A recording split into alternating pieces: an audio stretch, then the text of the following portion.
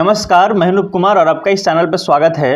दोस्तों, बीएचयू ने अपना वैकेंट सीट अपलोड कर दिया है कि इनके पास कितने वैकेंट सीट है जो डीएमसी में और इनके अफिलिएटेड कॉलेज हैं। टोटल कितने वैकेंट सीट रह गया है आफ्टर 5th राउंड। 5वां राउंड चला है, आपको ये बात पता है। कुछ लोग ये अनुमान लगा रहे थे, जिसमें मैं भी शामिल हूँ, कि 6ठा राउंड आने वाला है, पर कई लोग बोल रहे थे मॉपअप राउंड आने वाला है। न्यूज़पेपर में भी आया था। चूँकि बहुत सारा जो समर्थ पोर्टल से हो रहा है और दिल्ली से बहुत कुछ मॉनिटरिंग किया जा रहा है, तो यहाँ के प्रोफेसर वगैरह भी गलत हो जा रहे हैं। तो अभी ये खुशी की बात है कि बीएचयू ने अपना जो वैकेंट सीट है उसने अपलोड कर दिया है, तो आप ये देख सकते हैं।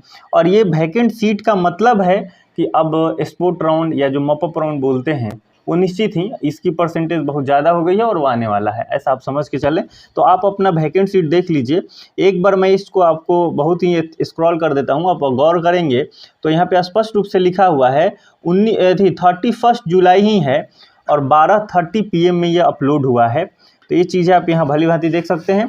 मैं ये चीज़ें स्क्रॉल कर देता हूँ, आप ये देख लें कि आपके सब्जेक्ट में कितना है, और एक आइडिया बताऊँगा, उससे आप बहुत कुछ अनुमान लगा सकते हैं। आप यहाँ कुछ आपको मैं डिटेल बता दें। देखिए, यहाँ C2 अनरिजर्व लिखा हुआ है। C2 अनरिजर्व का मतलब क्या है? C2 अनरिजर्व का मतलब है कि जो बीएचयू में ग्रेजुएशन किए हैं, उसके बाद C2 SC दिया हुआ है ना। तो बीएचयू में जो किए हैं ग्रेजुएशन, जिन्होंने बीएचयू में 2 साल के अंदर में किया है, उनको एक कोटा मिल रहा है, बीएचयू का कोटा, जिसके लिए 25% जो सीटें थी वो आरक्षण होती है। तो ये चीज़ें आप देख सकते हैं, मतलब अलग से इनको रहता है। और यहीं पे आप देखेंगे तो यहाँ पे आपको ये सब चीज़ें दिया हुआ है, और C1 वाला भी आपको यहाँ दिख जा रहा है। C1 का अनरिजर्व आपको दिख रहा है। तो अगर इसमें हम बोलें C1 का 10 वैकेंट सीट है बैचलर ऑफ लॉ में, है कि नहीं। और अगर आप यहीं पे देखें PWD में आप देखें तो 0 सीट बच गई है। लेकिन आप यहीं पे OBC का देखें तो यहाँ पे 9 सीट आपको दिख जा रही है। तो इसी प्रकार से आप अपने सब्जेक्ट में देख सकते हैं कि आपका किस सब्जेक्ट में, मतलब आपका जो भी सब्जेक्ट है उसमें आपके कैटेगरी में कितना सीट खाली रह गया है। ये 18 पेज का PDF है, इन्होंने अपलोड किया है और आज ही अपलोड किया है इन्होंने। 31 जुलाई को 12:30 PM में इन्होंने अपलोड किया है। तो अभी वेबसाइट बीएचयू का जो है ओपन नहीं हो रहा, तो आप परेशान ना हो, ओपन हो जाएगा। और ओपन नहीं हो रहा था इसलिए मैं सोचा, क्योंकि अब रात हो गया है, मतलब इस टाइम में मेरे पास उतनी सिस्टम डेवलप नहीं रहता कि मैं वीडियो बनाऊं और अपलोड कर दूं। तो इस वजह से मैंने सोचा कि आपको वैकेंट सीट का लिस्ट ही एक दे देते हैं, ताकि आसानी से आप देख सकते हैं, क्योंकि अभी वेबसाइट ऑन नहीं है। और इस पर एक डिटेल वीडियो कि कितना नंबर का डिफरेंट है और कितना सीटें हैं, तो उस आधार पे हम लोग एक डिटेल वीडियो रिकॉर्ड करेंगे, जिसमें आपको बहुत सारा चीज़ें हो जाएगी।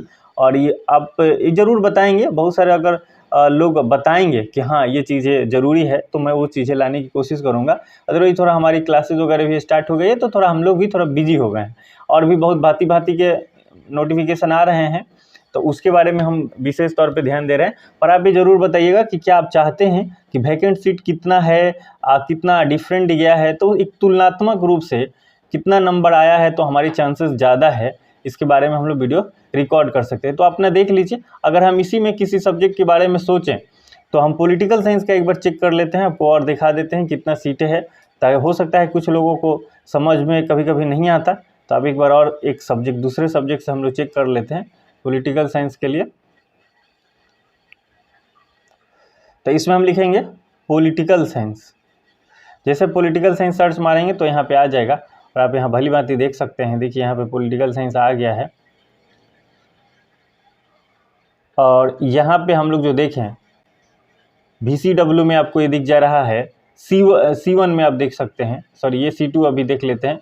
तो C2 में अगर आप देखें तो एक सीट बच गया है C2 में अनरिजर्व कैटेगरी में। और इसी में अगर हम बात करें C2 की SC कैटेगरी, तो इसी में आप देखिए एक सीट बच गई है। इसी प्रकार से आप देखें तो 1 1 2 है ना, फिर 0 बच गया है। इसी प्रकार से उसके आप पेड सीट पर देख लें तो 0 0 यहाँ पे है, और यहाँ पे 1 दिख रहा है और ये 2 दिख रहा है। ये कौन है? C1 OBC का ये दिख रहा है। लेकिन यहीं पे अगर आप DAV की अगर बात करें तो DAV में जब आप आ जाते हैं तो आपको DAV में ये चीज़ें मिल जाएंगी। यहाँ देखिए ये चीज़ें यहाँ पे आपको स्पष्ट रूप से दिख रही है ना। तो सबसे पहले तो ये ज़रूरी है कि ये स्पष्ट रूप से पॉलिटिकल साइंस होना चाहिए। तो नीचे वाला है, तो हम DAV का यहाँ पे आप देखें, DAV का यहाँ पे आपको दीजिए पॉलिटिकल साइंस है, और DAV आपको यहाँ इस रो में आपको दिख रहा है। तो इसमें अगर आप गौर करेंगे DAV में, तो आप देखिए एक एक चीज़ आपको दिख रहा है, ज़्यादातर एक एक दिख रहा है ना, और 6 यहाँ पे ये चीज़ें दिख रहा है। तो इस प्रकार से अगर पेड सीट की बात करें और साथ में आप इसके नीचे आप देखें यहाँ पे फ्री कोर्सेज था ये, और उसके बाद यहीं पे नीचे में आपको ये मिल जाएगा पेड सीट वाला, है ना। ये जो लाइन आपको रेड कलर का दिख रहा है यहीं पे ये पेड सीट है, और इसके ऊपर वाला वो रेगुलर वाला है। तो ये चीज़ आप देख लेंगे। तो आपका जितना है कौन सा सब्जेक्ट है उसमें आप देख लीजिए एक बार, मैं स्क्रॉल कर देता हूँ और आप इससे अनुमान कुछ कर लीजिए। आप स्क्रॉल करके थोड़ा एथी कर लेंगे, पॉज करके थोड़ा क्वालिटी बढ़ा लेंगे तो आप ये रीड कर सकते हैं।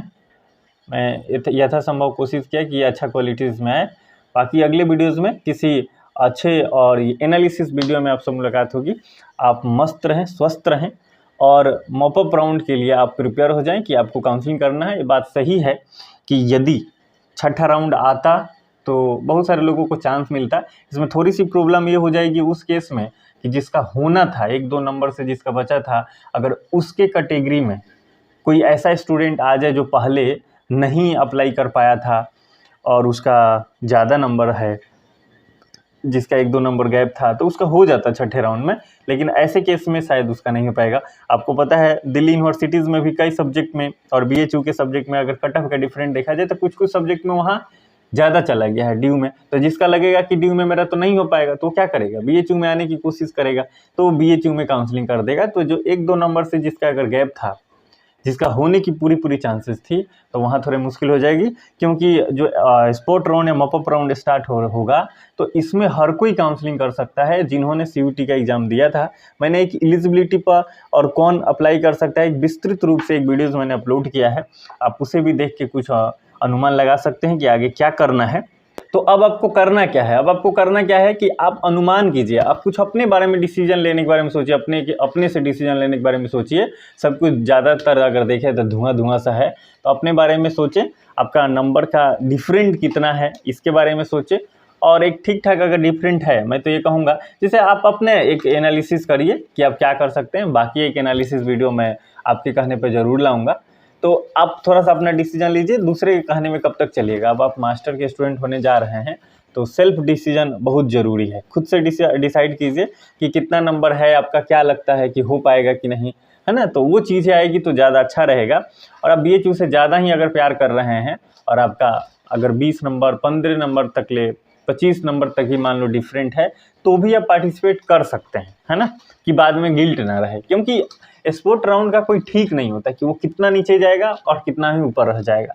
क्योंकि सीटें के तुलनात्मक रूप से देखें तो अगर उससे हायर नंबर वाले स्टूडेंट आ गए किसी दूसरे यूनिवर्सिटी से तो मुश्किल हो जाएगी। तो अगर ये सब कुछ एनालिसिस किया जाए कि इससे हायर इंस्टीट्यूशन कौन है, तो दिल्ली यूनिवर्सिटीज़ वाले अगर उसका नहीं जाता, वहाँ हाई कट ऑफ चला गया होगा, तो बच्चे यहाँ आना चाहेंगे। बाकी अगर इससे BHU से अगर हम दिल्ली का ही बस खतरा है ना, बाकी किसी दूसरे यूनिवर्सिटी से नहीं है। क्योंकि दिल्ली में अगर जिसका एडमिशन नहीं होगा तो BHU आना चाहेगा, है ना।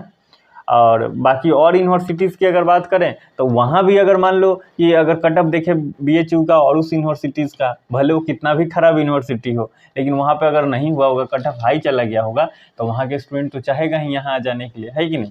तो इस प्रकार की इफेक्ट पड़ेगा, ये बात आप मान के चलें।